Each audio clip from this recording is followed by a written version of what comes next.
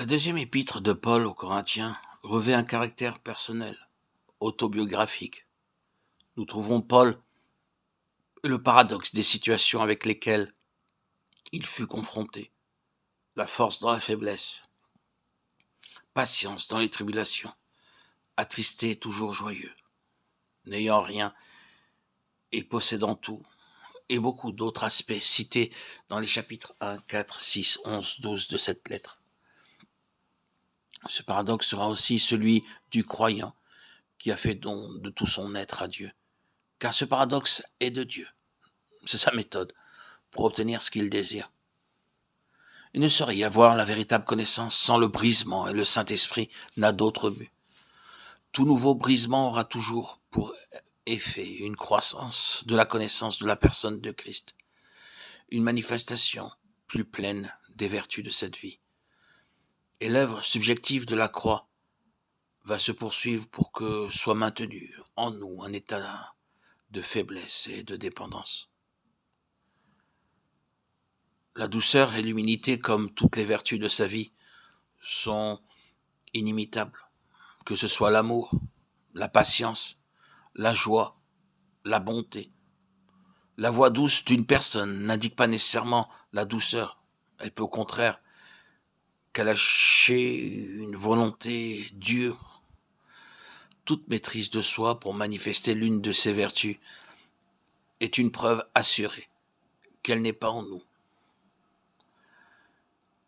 Au début de ma vie chrétienne, j'exerçais le contrôle de moi-même afin d'avoir bonne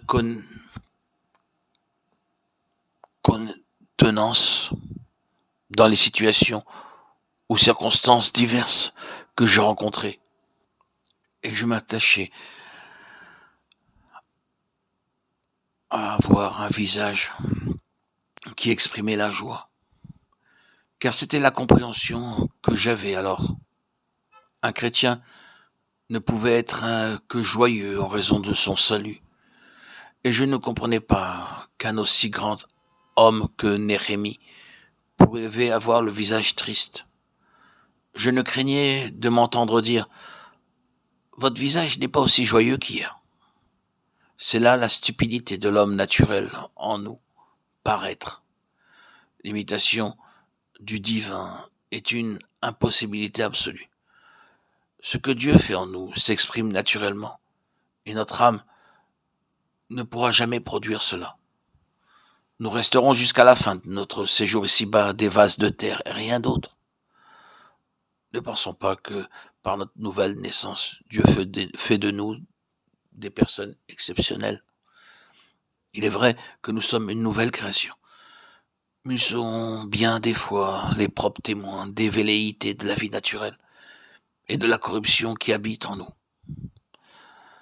La sagesse de Dieu consiste fort justement à nous révéler combien faibles et incapables nous sommes.